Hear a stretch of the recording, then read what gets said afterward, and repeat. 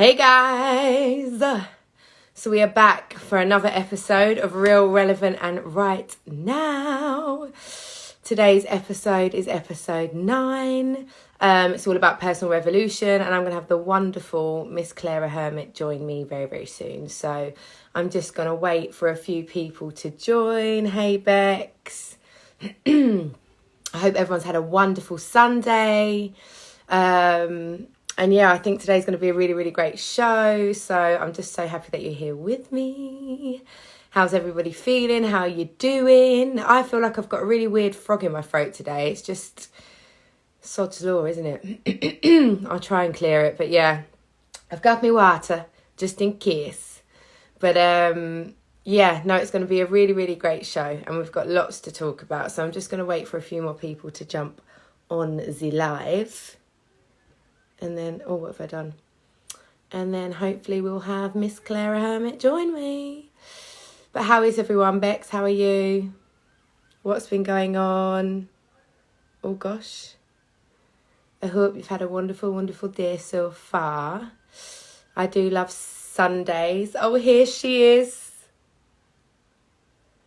Right, I am going to get Claira on here. There we go. It's lovely to see you again. Hey! Hello! I'm in my car because I'm outside my friend's event. So just to let I you know, love you. I'm here, I'm with you. I'm dedicated to the cause. And You're amazing. I really, really appreciate it, Claire. Honestly, I know you've got lots going on today, and I know you've stepped out outside your friend's event to be here with us. So everybody, as I was just saying, this is Real, Relevant and Right Now. My name's Kirsty Spence. This is episode 9, and today we've got the beautiful Miss Claira Hermet. Can you hear me clearly? Are you good? Can you hear me? Yeah, I can hear you. Can you hear me? Wicked, yeah. Super. Oh, You look gorgeous. Lish is here. Hi, Lish.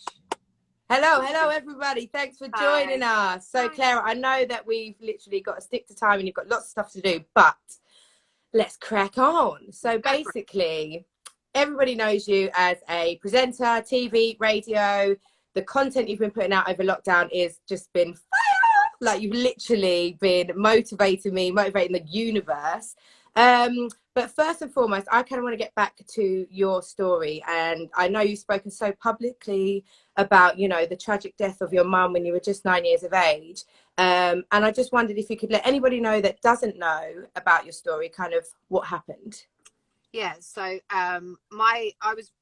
first of all, I was really blessed. So my life was pretty idyllic until I was 9 years old. My mum had breast cancer, but I didn't realise, and no one had told us that meant that she may possibly die. Right. And sadly, my mum passed away when I was 9 years old, and it was kind of a bit of a shock. And I always say that when my mum died, my dad died too, because he became somebody different. So it was like this whole world that I knew got flipped upside down, and I was like, and my life was pretty chaotic. So moving from 9 years old into my teens, into my 20s, it was pretty crazy. And in my early 20s, just when I was I'd been through like bulimia and etc. Just when I was starting to get myself to a place of balance, my older sister, who at the time was 25, she was diagnosed with breast cancer. So I was 22, she was 25. Yeah. She then got told she had breast cancer. And she told me, and I was like, oh my God. So the next 6.5 years, so while I was doing all of this stuff for Grime Daily and I was interviewing people, at the same time, I would then finish work, go straight to the hospital and be with my sister. And for 6.5 years, her kind of battle with breast cancer was pretty relentless, to be fair. And yeah, so after 6.5 years, she died as well. So she passed away when she was 31. So sorry. But I would say that my sister's death was kind of a turning point for me. So whereas leading up to that point, as I said, my life had been pretty chaotic, pretty crazy. When my sister died, I kind of had this realization that no matter what it took, I had to make my life better. Like I had to find a place of peace. I had to find, I had to get in control of my life basically, because up until that point, I just felt like I was completely out of control. I definitely was like stuck in victim mentality. I felt like my life was the responsibility of other people and I didn't know how to change it. And I always forget this when I talk about my story, but I then kind of was doing more with presenting. I was working for BT Sport. I was presenting for BBC Radio 1 Extra. And I'd known for a long time, like since my sister's diagnosis, that I carried the BRCA1 gene mutation, which is a breast cancer causing gene mutation. And I'd been told, you know, at the point where I was diagnosed, that the best course of action would be a preventive double mastectomy. But at 22, when my sister was ill, I kind of just thought that I Not gonna do can't it. think about that. I cannot think about Yeah. that. So a couple of years after my sister had died, I was in the bath and I was kind of like checking my boobs, and I was, that could be a lump, that could also be a lump, that could be, and I just had a bit of a, you know, panic. And at that point I thought, I can't live my life in fear, and I don't want to live my life in panic. Therefore, I decided at that point that I was going to have a preventive double mastectomy. So I called the doctor the next day. And the journey, like, I think that was in the summer, and then I had the operation maybe about a year later, I think. So I put the wheels in motion that day, because I just decided this is not, I can't. And that's it. Yeah, of course. So and then after I'd had the operation, I had 8 weeks off work, so I wasn't going into work, I wasn't doing anything, and it really gave me a chance to realize that actually I hadn't properly grieved for my mum, I hadn't properly grieved for my sister, and I needed some time to myself. And then yeah, because I was gonna say to you, you know, what coping mechanisms, if any, did you have to deal with that grief? Because we all deal with grief so differently. Did you have anything in play, or was it destructive? Did you know what you were doing? Yeah, at that time. So I've already mentioned bulimia. So I was heavily like bulimic for 10 years. I would also say sex addiction. So I was like on this roller coaster where I just, like, I wanted to feel loved. Like I wanted to feel something. something.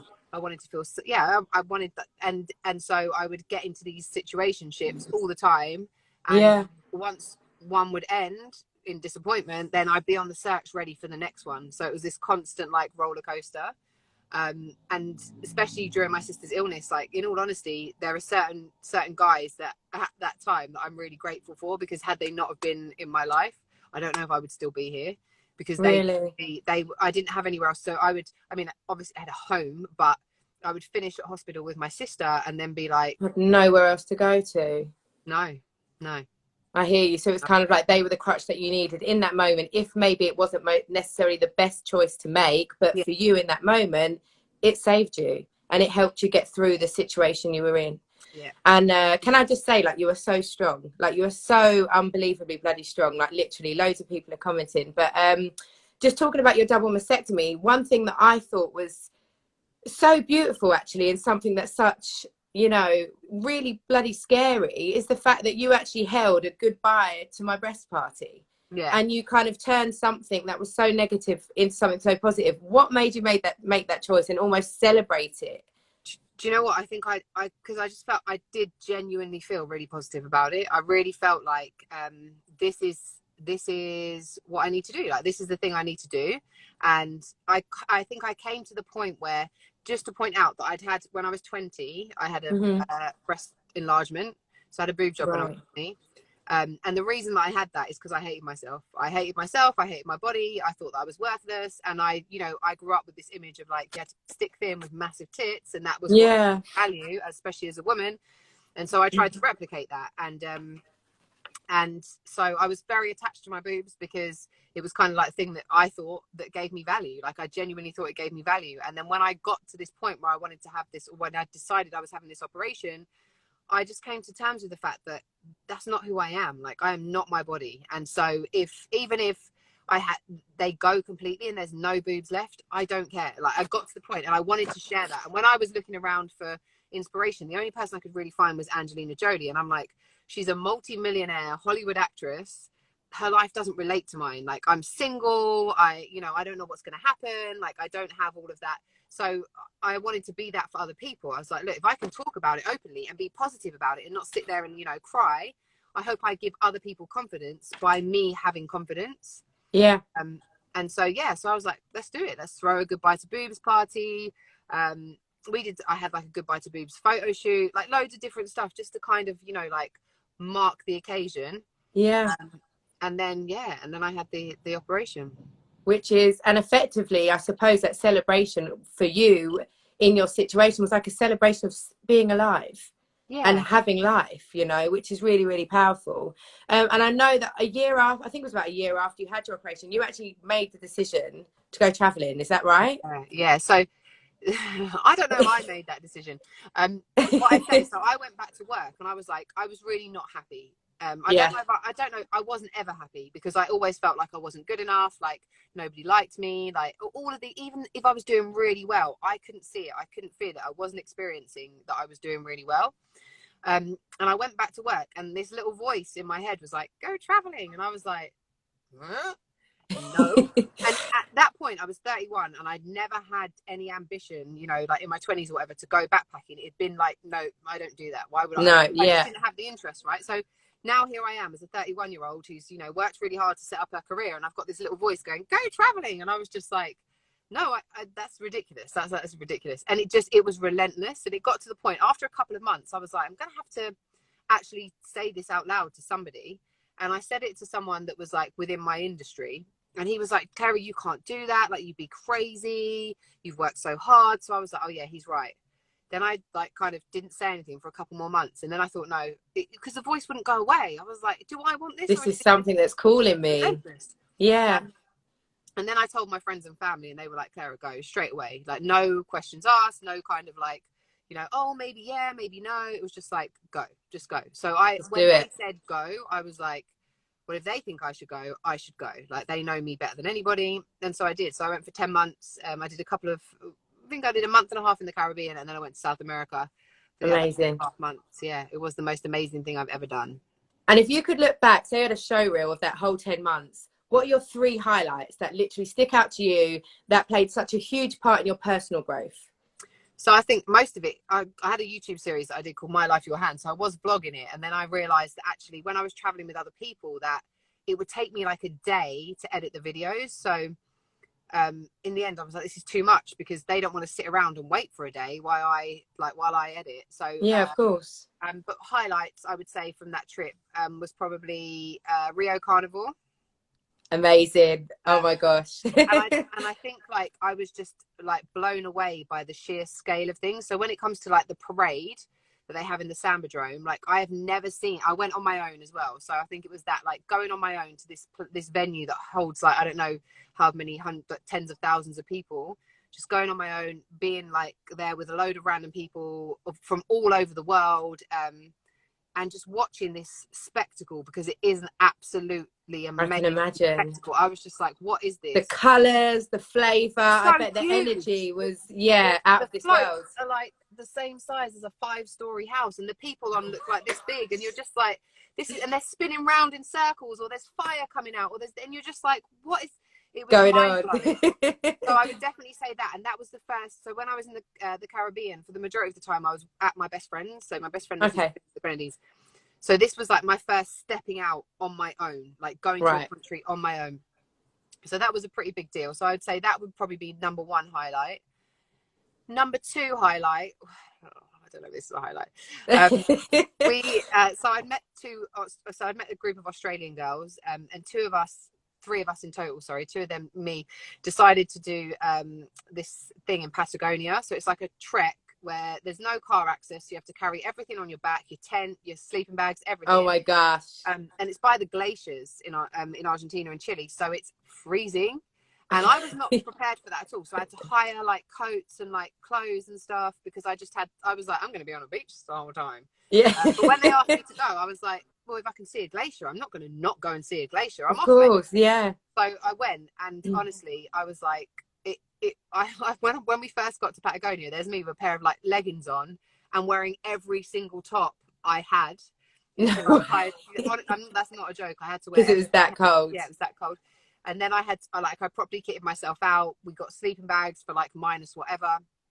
And this trek was supposed to take 5 days, I think, but there was one day where we opened up the tent, saw it was raining, and we were like, no, we're just going back to sleep. So we stayed on that campsite. But it was so intense that it started snowing. We had to camp in the snow. I don't like cold. It was always cold. You couldn't sleep properly no matter what you had on or what you were doing. I had like the girls, Ellen and Marie, had to at one point push me up hills, because I was like, I can't walk anymore. I can't do this anymore. I can't. Very dramatic. But the thing is, like, being in that space, we were seeing the same people all the time. So we'd get to different spots and it would be the same people. And there was kind of like this camaraderie and this like support system.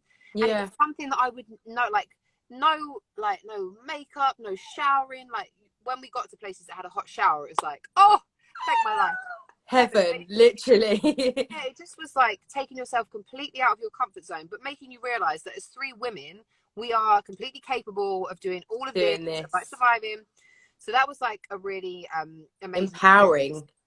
Yeah, really empowering. And when we got to the end of it and we completed it, oh, the elation that I felt was like, I can imagine. we did it. So there was that. And then I would say like my last month of traveling, I spent at a yoga school in Mexico. Wow. And when I was there, I was there to do like a 21-day study module, which was a lot of, it was basically theory. And it was a lot of theory of yogic theory, of Buddhist theory, of mystic Christian theory. And I explained it like Harry Potter finding Hogwarts, because I suddenly went to this place where I'd been like reading all the spiritual stuff. I went to this place where everyone was talking about it and everyone knew about it. And I was like, oh, it's not just me, everyone knows. So I felt really free there. And then I did a 10-day silent retreat. And that must have been challenging. That would be super challenging for me. I talk to myself all the time. It's not even that I need somebody there to conversate with. I talk to myself all the time. And you're not allowed to do that. So at the silent retreat, you can't read, you can't do, they cover mirrors. Like the only thing you can do is write. So you can have a piece of paper and a pen. Okay, like a journal or something. Yeah. And honestly, I wrote the amount that would go into a book of absolute mostly gibberish, because your mind, when it can't vent and it doesn't have anywhere to go, you can only write it down, right? And yeah. If I went back and read some of that, I think it would really I've done it twice. I've been back and done it again.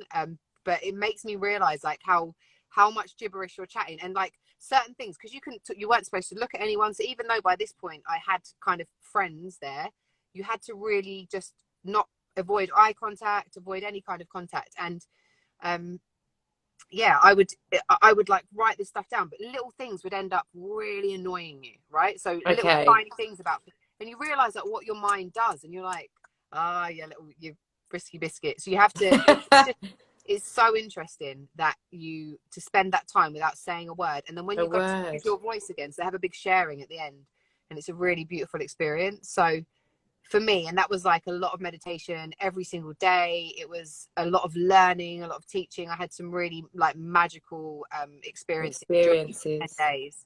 And so that was like a big thing for me to look back. But there was so much, like Colombia was amazing, absolutely amazing. That like there was so much amazing, if I'm being honest. No, I can imagine. So I bet it was really transformational for you actually to come back. And when you did come back, what did you know exactly what you wanted to do? Do you feel that you changed as a person? No.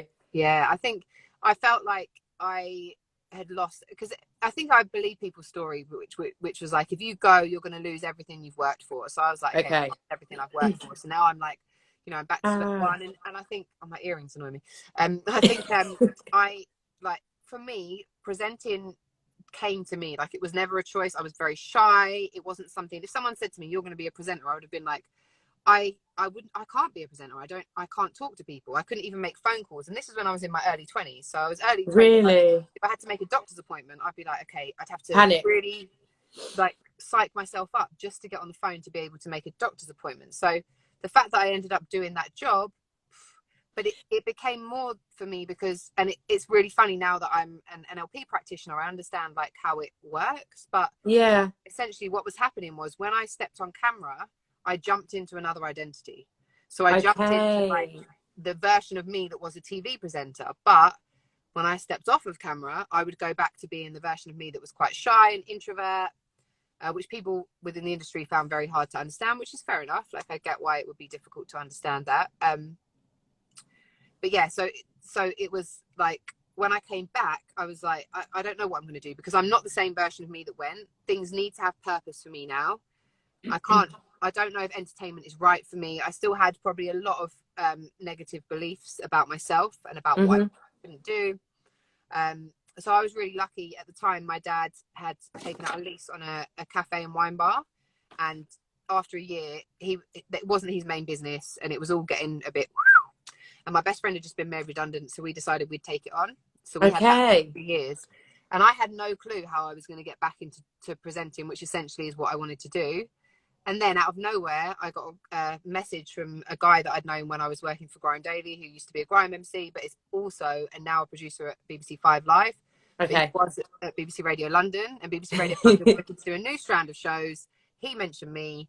So then I got this call and I was asked to go and do a pilot, and then I got the show on BBC Radio London, and then I was like, this is definitely for me, because this is a sign, you know, like I'm meant to be doing this. So yeah, that's like my my route back into it. And then with the personal development coaching, the more that I learned, the more I was like, I want to be able to give this to other people. And I remember even when I was a child and when my mum died, I remember thinking to myself, I never want other people to have to feel like this. I don't want how can I help other people not other people like this?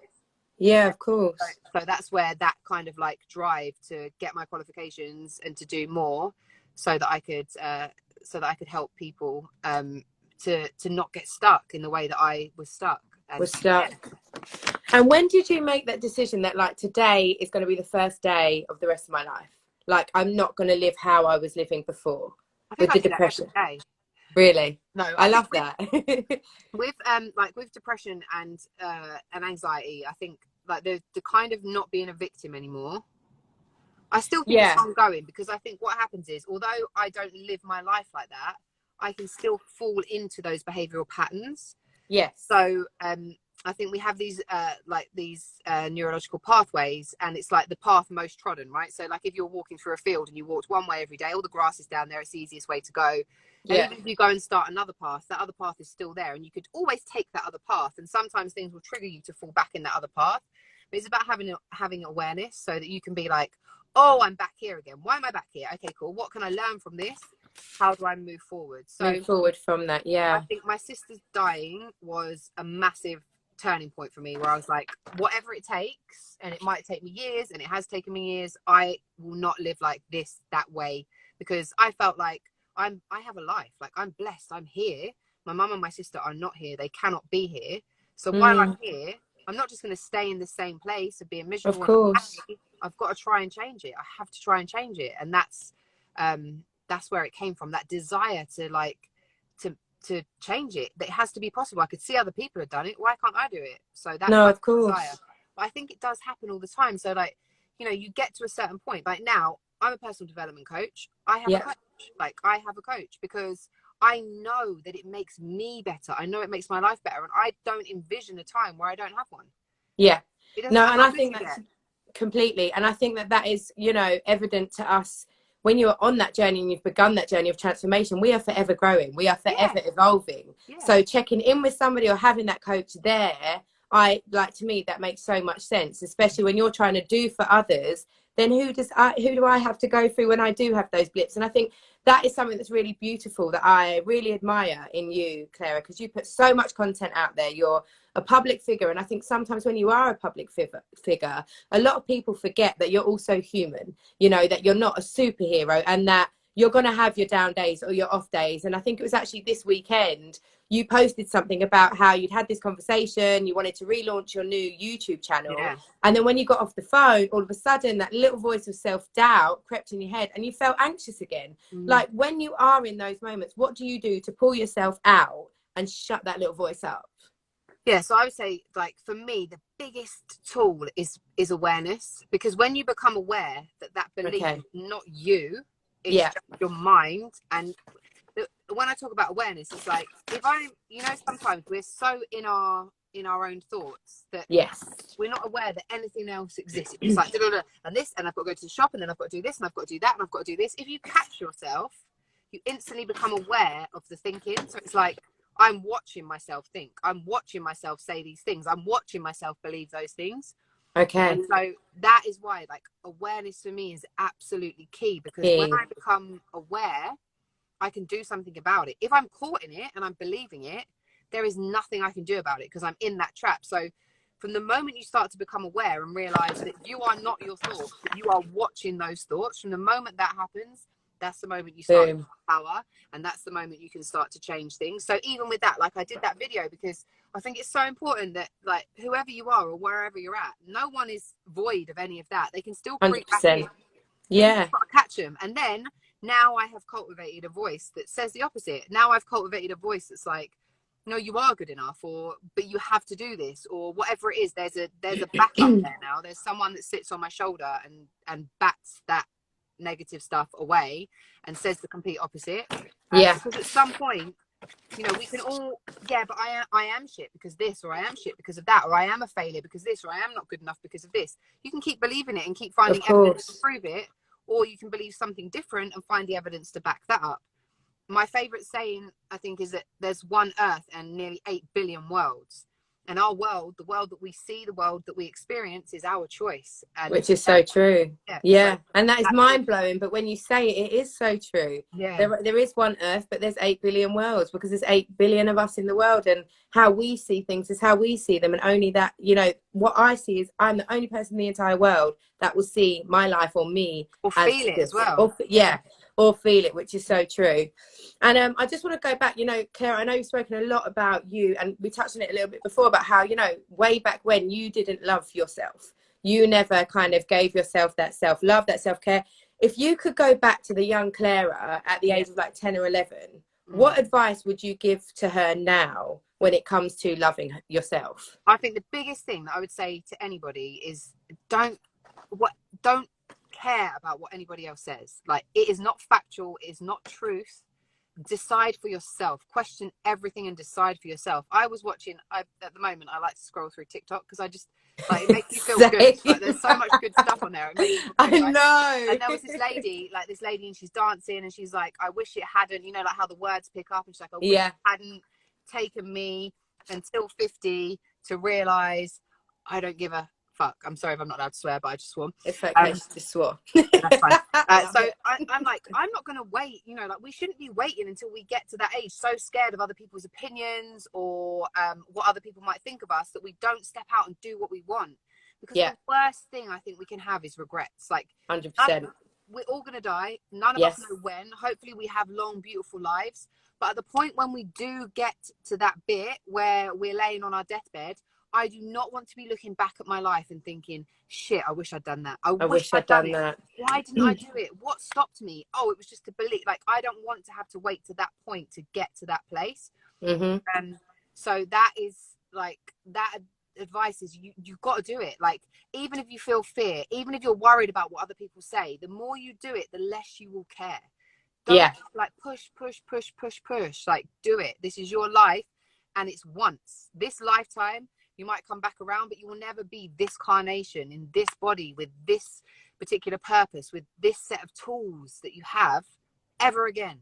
So what are you waiting for? And that's the question that I think we all have to ask ourselves. When there's something that we really want to do and we're not doing it, what are you waiting for? Yeah, no, completely. And I think something that you just said there before, you know, having regrets in a belief of something not being right or whatever, like, a belief isn't a physical thing. And I think that's what's even more heartbreaking, when you look back and you think, I didn't do that because of something I made up in my head, or because of something I believed or I was programmed to believe, you know, and that can be really soul destroying. And I think that is why you are such an inspiration. It's why I admire you and what you do, because I know I have been stuck, especially within my music. And it is about just doing. And, you know, sometimes it's like you can launch yourself forward and then life can happen. And all of a sudden it's like you've taken a few steps back, and it's about picking yourself up again and relaunching. And going again. And I think something that you also talk about, which I think is so key, is consistency, you know, and about taking an idea and actually making it real. Like, what advice would you give to anybody out there that is, you know, trying to get something started? For instance, like me. So I think the thing is with consistency is that it's so difficult. It feels so difficult because it might be something that we haven't done before. So we're like, no, I don't know how to be consistent. It's so difficult. I don't know how to be consistent. And we kind of build it up. But I would say, like, for me, the first step that I took to becoming consistent was with exercise, right? So for years I tried to be in a regular exercise routine, and I would go, I'd go like every day for a week, and then I wouldn't go for 2 weeks, and I'd go every day, and it was constantly up and down, probably for like 10 years. And when I went and did my so I've done a couple of different courses as life coaching courses, and the last one that I did was in Toronto, and one of the things that we learned was about identity. Right. This idea that if we want to create change, like, if the version of us that we are right now was the version of us that was going to do the thing we want to do, we'd already be doing it, right? Like, why would it be such a problem? So essentially what happens with NLP and creating a new identity is that we look at the version of us that has achieved the thing we want to achieve. Like, who is that version of us? What do they do? How do they think? How do they act? What's their, you know, what's their self-talk like? All of this kind of stuff. And we map out this identity, and then we just start acting like them. We start acting like them.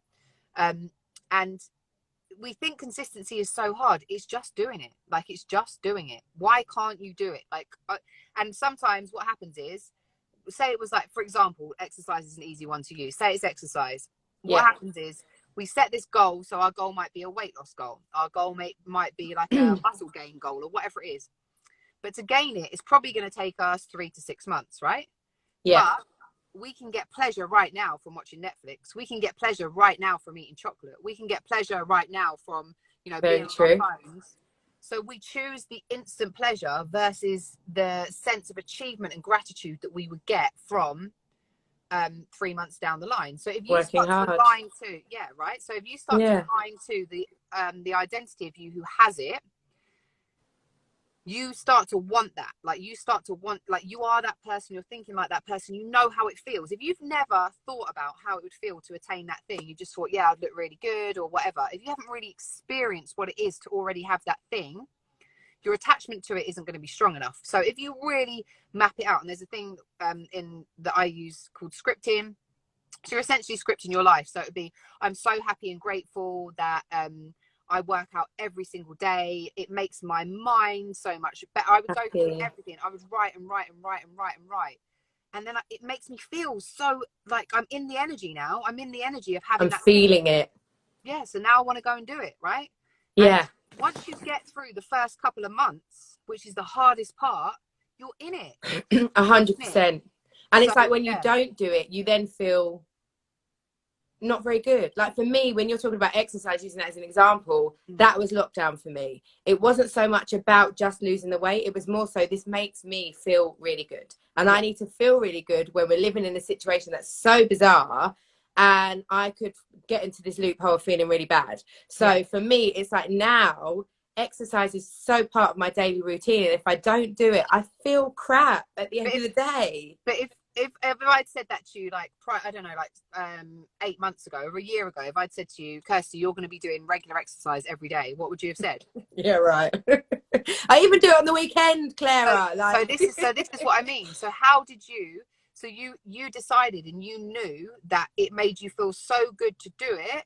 Yeah. Like, even if you didn't enjoy necessarily it at the time, that the results afterwards, they fueled you to do it, right? Yeah, completely. So it's really attaching to and creating that attachment to what we get out of it, or what we're going to get at the end, so that every time we're tempted to not go to the gym and think, oh, I could just sit here and watch TV, we reconnect to and think, no.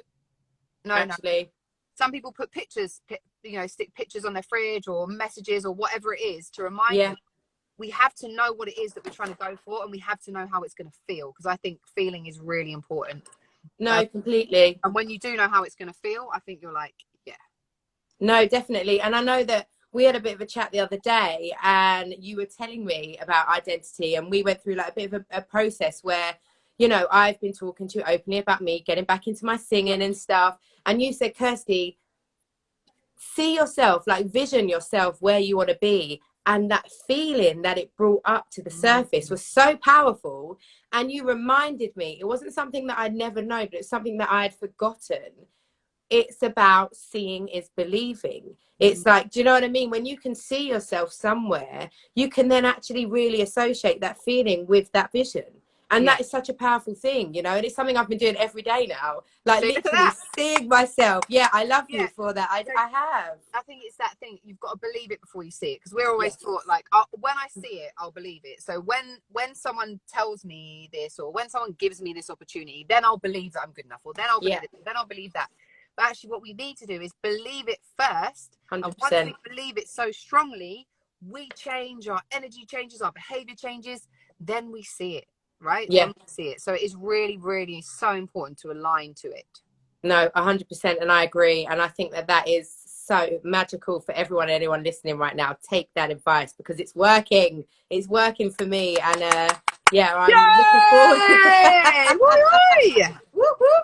And I'm definitely looking to see what the next couple of weeks are going to unravel, because yeah, and it just as well, talking about the doing and getting started, it's, you said to me, Kirsty, like, you know, when it comes to you writing a song, do you get this feeling, which I was getting this feeling of, oh, I don't really want to do it, so boom, I'll go back to Real Housewives of Beverly Hills. But actually, it's about cutting that off and remembering that vision and actually saying, Kirsty, you know what, forget Real Housewives of Beverly Hills.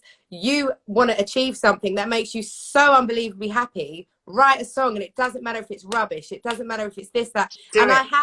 I've started doing it. So it is that, do you know what I mean? It's bloody amazing, and it is just about getting out of our own way, which is so important. Yeah. But coming back to you, what would you say would be or has been your greatest achievement to date in when you reflect back on your self-growth, your career, everything? Ooh, I don't know. I think my greatest achievement would be the fact that, like, just that I've managed to come out of being like this shy, introverted person, because had I not have made that kind of transition or that jump, I wouldn't be doing any of what I'm doing. Like, I still, you know, I wouldn't. I had to force myself. Even when I look back and I was doing, like, I had a series called Week to Week that was on YouTube, and I would do, like, hidden camera stunts, and I would interview artists. I was scared the whole entire time. You know, I was so scared, but I would look at the fear and think, I've got to do it. Like, I have to do it. I have to do it. Regardless of how I feel, I have to do it. So for me, cultivating that ability, that's my biggest achievement, because I think it's valuable and we can use it in any sphere for anything. We have to learn how to face the fear and do it anyway. I know that's cheesy, but it's so important. It's so important. Yeah. No, and I always say, you know, allow fear to fuel you rather than fail you. Yeah. And again, it's about how you look at that word fear. And my auntie always says, fear is false evidence appearing real. Yeah. Like, so it's not, you're making it up. It's not there. So if you get that feeling, I think it's also as well how your mind perceives fear. So for me now, and don't get me wrong, there are days when I slip and I'm like, oh, I can't do it because of fear. But when I'm on game, you know, it's that fear for me. I remember I watched a TED talk, and it's about when I get that feeling, it's almost like you're revving a car. You know, like that feeling of fear is actually my body telling me that you are about to absolutely smash whatever obstacle you're about to, that is in front of you, you know, which is really great. What do you know now that you don't feel you knew back then, the beginning of your career? Everything. Everything. I think I had such a fixed way of looking at things. Really? I had such a fixed definition of success. So for me, success was so fixed that when opportunities were showing up, I didn't see them. I did not see the opportunities, the chances, and the things that I had, because I was like, no, it only matters if it's if it fits in this. It only matters. If it's outside of that, it doesn't matter. It's invaluable. So that was really important for me to have that kind of realization where I'm like, oh, hold on a second. You know, like, looking back now, I don't have any regrets, but it's good for me to look back and be like, I was surrounded by opportunity. I just couldn't see any of it because I was so fixated that this is the only thing that leads to success. And the other thing is I was constantly comparing myself to everybody else around me, which ultimately led to me feeling like I wanted to stop doing what I was doing, because I felt like, of course, other people were so much better than me for this reason and that reason, and I was so, woe is me. So, you know, I think looking back, I don't think I'm even remotely the same person. I think I'm completely different. And yeah, life, we can set the destination. We cannot set the path that we take. And if you're not open to the twists and turns, you won't get to your destination. If you're going, no, I only want to go this way, but that road is closed, you can't go that way. So you're just going to stay there on the closed road. Yeah. So you have to remain open, because it's going to give you twists and turns. And also you can learn stuff. They're all beneficial. And that's the way I look at it now. This is my twists and my turns. And now I'm in a place where I'm like, yeah, cool. Like, that nothing can stop me now, because whatever way it goes, I know where I'm going. I'll take any route. Like, I'll take any route now. Bus. No, I love that. I'm there. It's about releasing and surrendering, letting go of all of our old kind of paradigms or old thought processes, and just saying, hey, let's go with the flow. And I think as well, something that has really aided me with that kind of advice as well is just saying yes when like, don't get me wrong, there are certain opportunities that I'll be like, nah, I'm not doing You'll say it. yes to anybody. Do you know what I mean? But yeah, but within reason, you know, when things present themselves to you, don't say no out of fear. If it's something that actually could really benefit you, just say yes and see what comes with that, you know? Yeah. Because that is something that I did with when I actually first met you through BBC New Voices. I did not want to go, and I went, Claira, and lo and behold, I got down to the final two, you know, and that was like a huge thing for me to be like, okay, Kirst, you've just got to do this. Stop hiding. And so, yeah, really powerful stuff. Yes, I know, and it was bloody amazing. And now you're on mine. Like, I just love how we've energetically and you do lots of stuff with BBC Radio London anyway. Don't you go and do paper reviews, all of that kind of stuff? Yeah, and early breakfast stuff. So I'm there. I'm swimming around. No, definitely. And just going back to what you were talking about before with success, what is success for you now? Success for me is saying that I want to do something and doing it. Okay. Like, success for me is like, this is what I want to do. I'm going to do it. Like, I'm not going to say I have to make X amount of money. I need X amount of this. I need X amount of that.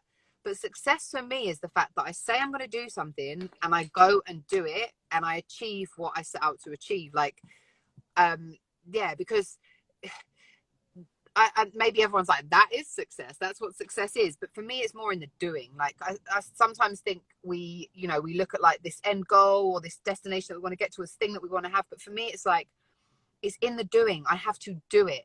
And for so long, I was stuck in procrastination and not doing that. And I didn't realize the blessing of the journey. So I was like, no, I just want to get to the end. I just want to get to the end. But I'm like, I wouldn't be who I am doing what I'm doing, talking to you, if I hadn't partaken in the journey that was set for me. So the journey is success. It's all success. Yeah. Getting up and doing what you set out to do that day, that is success. That's completely not. And when you look at it like that, you succeed. You can succeed every single day. You can be successful every single day. When you look at it as this, you know, this thing that I've got to get to, like whatever it is, this amount of money or this amount of followers or this amount of this or this amount of travel there or do this, you're just focusing on it so much that when you feel distant from it, it makes you feel energetically bad. Whereas if you just do what, if your success is doing what you set out to do every day, you can feel great every day. And then you get to the destination so much quicker and in a really blessed and beautiful way rather than the struggle. Yeah. The journey is success to me. Doing what you set out to do every single day is success. Completely. I love that. And I also think success is also, you know, no matter how big or how small, like you say, even if for some people it is just getting up, that if you manage to do that, that is success. I think sometimes we set success so high that it can be almost overwhelming. You put all these boundaries up and then it's like, I failed. But, you know, just getting up, going for a walk or getting up, doing your gym, it's all success. So, no, I really, really agree with that. Yeah. And to add to that, it's kind of like what we do every New Year or every Monday. I'm going to start a new diet. I'm going to go to the gym every day, 7 days a week, for 5 hours a day. I'm not going to say anything negative to myself. I'm never going to eat chocolate again, especially for the first 4 months. I'm not going to drink alcohol. And we give ourselves like this massive list of things that we're never going to do. I'm not going to do this. And then once we don't do one of them, we don't do any of them. And then like you say, we feel like, oh, well, I can never stick to anything I say. Just do one thing. Like you say, choose one thing, stick to it every day. Get it done. And it makes you feel so good. Then you want to do another thing. Then you're like, oh, what else can I do and stick to? Lovely. So it's that kind of, we have to build ourselves up again. We have to build back up our confidence in ourselves to be consistent and persistent. We have to build up our confidence in ourselves to be successful. We can do that really easily.